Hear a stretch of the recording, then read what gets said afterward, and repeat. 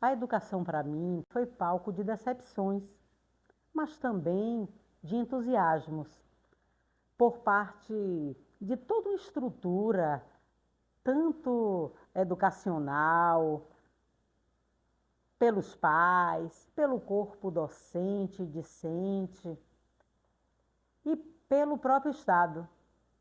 E eu queria muito que todo mundo crescesse, que todo mundo caminhasse mais para o caminho do bem, para uma boa profissão. Cada vez que eu encontro um aluno que me abraça, que me beija, e olha que são tantos, esse é o meu maior triunfo, é a minha maior vitória.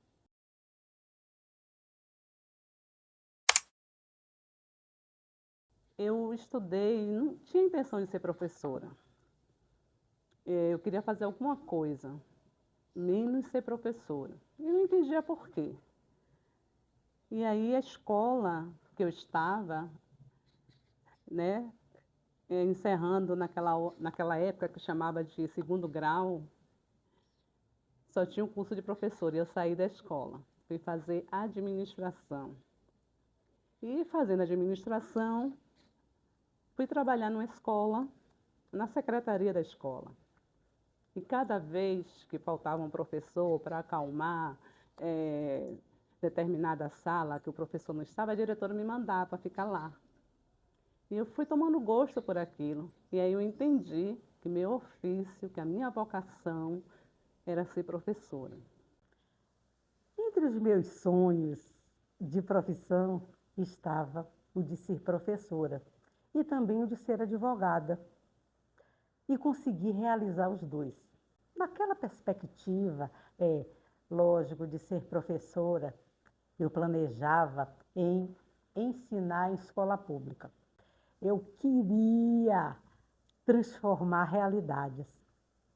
E como mulher preta, pobre e antirracista, a minha pretensão era assim, era fazer a minha parte, a fim de que o maior número de jovens possíveis pudessem também ter o prazer de sonhar, de levá-los a também a sonhar, a fim de que pudessem ter uma melhor perspectiva de vida. Comecei trabalhando com meninos menores, né, como professora primária.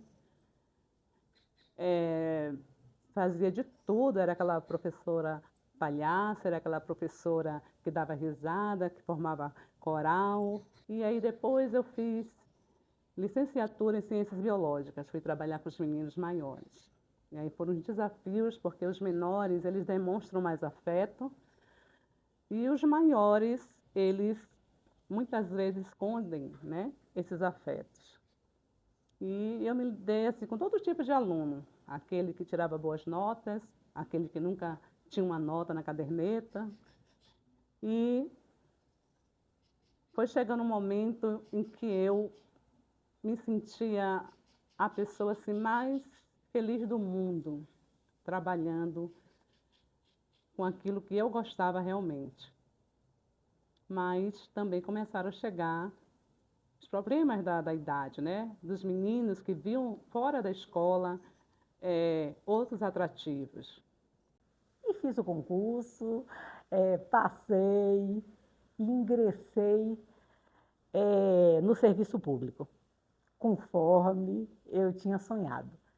Porém, eu me deparei com uma realidade triste, que põe a meritocracia que alguns insistem em pregar no lixo. Eu fiquei um pouco decepcionada, né, quando professores simplesmente, como é que eu posso dizer, fechavam os olhos para o que estava acontecendo e deixava para lá. Eu não queria que deixasse para lá, eu incentivava que cada um tinha o seu tempo, sua caminhada e que era responsável pelo seu caminho.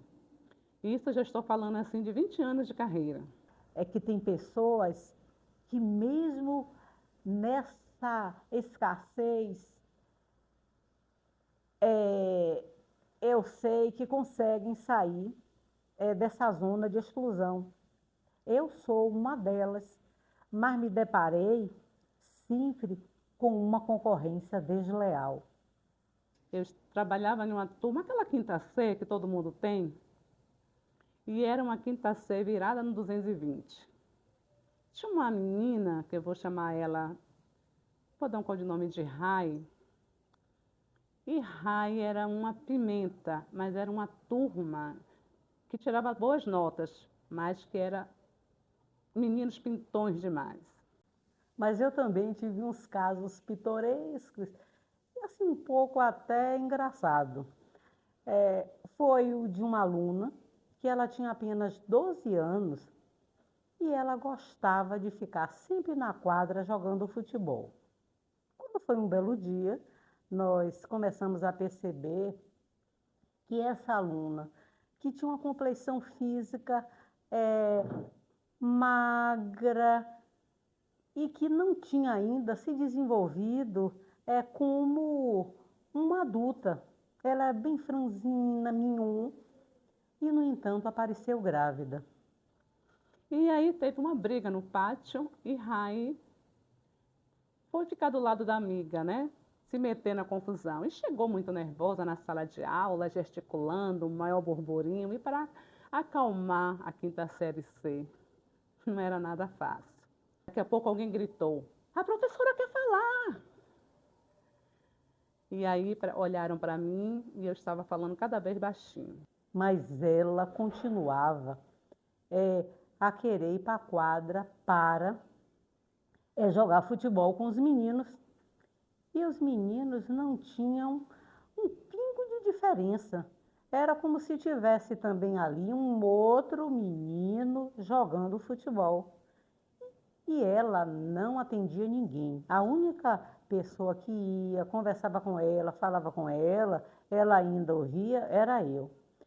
E nesse dia, ela já contava com 8 meses de gravidez e estava na quadra jogando futebol com os meninos.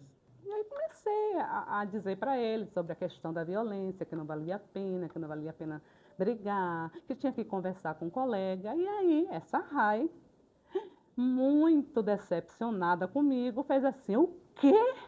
Você nunca brigou na vida? Ah, professora, eu vou te ensinar como é que briga. Aí eu digo: calma, Rai.